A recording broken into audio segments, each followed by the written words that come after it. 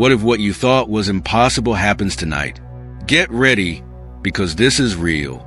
15 years ago, when I was about 20 years old, I had an experience that left a mark on me forever.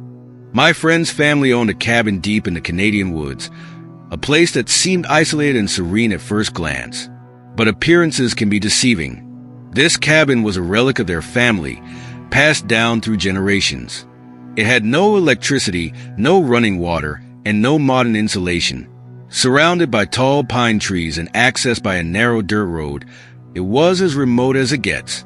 The nearest house was over 20 meters away, and even that was a simple structure. There was no bathroom in the cabin, only a small outhouse connected by a dimly lit trail. The cabin held a quiet beauty, but over the years, strange and unsettling occurrences began to challenge that tranquility. One particular weekend, it was late at night when the unimaginable happened. Around 3 a.m., a storm raged outside, its howling winds and pounding rain creating a symphony of chaos. I was jolted awake by the unmistakable sound of the main door creaking open, followed by the sharp slap of the screen door as it banged shut.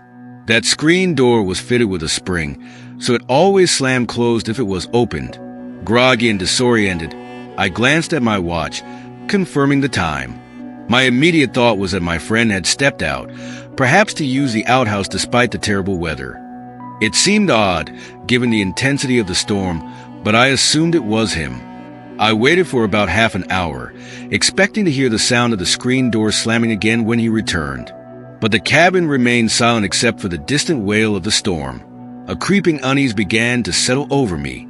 Grabbing my flashlight, I got out of bed and made my way to the enclosed porch. The wind was relentless, carrying sheets of rain that made it difficult to see beyond the patio. I called out his name a few times but received no response. Shining my flashlight toward the outhouse, I saw nothing but the shadows of the trees swaying in the storm. Then I noticed something that made my stomach drop.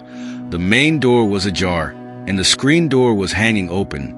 We had meticulously locked both doors before going to bed. Someone, or something, had been outside. My heart pounded as I quickly closed both doors and secured them. Returning to the bedroom, I decided to check on my friend. To my shock, he and his girlfriend were both sound asleep in their room. Confused, I shook him awake to ask if he had gone outside, but he groggily denied it, clearly annoyed at being disturbed. I returned to my bed, troubled but trying to convince myself that there must be a logical explanation. The next morning, as we gathered for breakfast, my friend gave me a strange look and asked, "Why did you come into our room last night?" He went on to describe how I had supposedly sat at the corner of their bed, talking about his Uncle Bob, someone I had never heard of. His girlfriend confirmed the story, insisting I had been there for at least 20 minutes. The hairs on my neck stood on end as I explained that I hadn't left my room except to check the doors. Later that day, my friend received a call from his grandfather with news that his Uncle Bob had passed away during the night around 4 a.m. I was left reeling, unable to make sense of what had happened. Months later, I encountered another chilling experience in a different cabin. This time, it was a Halloween getaway with my friend Martha and my Alaskan Malamute puppy. The cabin we rented was luxurious compared to the first one, with modern amenities and a cozy jacuzzi. The night was supposed to be fun and carefree, filled with good food, horror movies, and laughter. But Halloween has a way of stirring the unexpected. After an evening of indulgence, Martha and I decided to relax in the jacuzzi while snow gently blanketed the ground. The peace was shattered by a loud crash from inside the cabin, followed by frantic barking from my dog. We hurried inside, dripping wet and wrapped in towels, only to find the kitchen in complete disarray. Every cabinet door was flung open, drawers emptied, and the contents of the fridge scattered across the floor. Pots and pans were overturned, and chairs were knocked down. My dog, though just a puppy, was locked in his crate the entire time, and there were no footprints in the snow outside to suggest an intruder. We were miles from the nearest house, and the heavy snowstorm would have made any approach obvious. There was no rational explanation, only the unsettling feeling that we were not alone. We left the cabin the next morning, shaken but unharmed. Despite the terror of that night, I returned to the cabin several times afterward, Yet nothing out of the ordinary ever happened again. Years earlier, during a summer camp, my best friend Claire swore she saw something that still baffles me to this day. It was the last night of camp, and we were all in high spirits, running around and playing games in the dark. I had hidden near the dining hall, crouched low to avoid being spotted. When I emerged after several minutes, Claire and another friend, Aubrey, ran toward me with anxious expressions.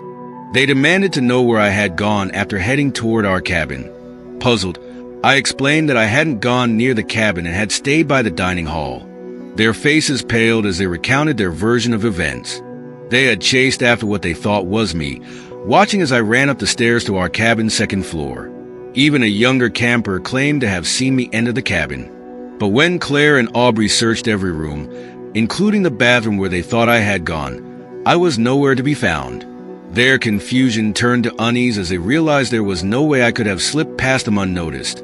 That night marked the end of our easy friendship, as we couldn't shake the lingering questions about what or who they had really seen. Each of these events chipped away at my skepticism about the paranormal. While I had always leaned on logic and reason to explain strange occurrences, these experiences defied any rational explanation. Doors that opened on their own, voices that spoke secrets they couldn't possibly know, and apparitions that mirrored me all pointed to something beyond my understanding.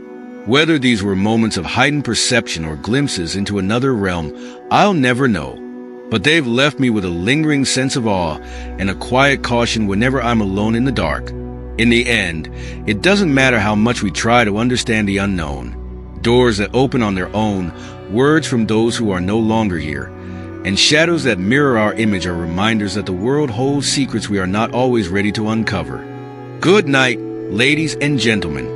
If you can sleep soundly after these stories, perhaps the real mysteries are waiting for you in the next episode.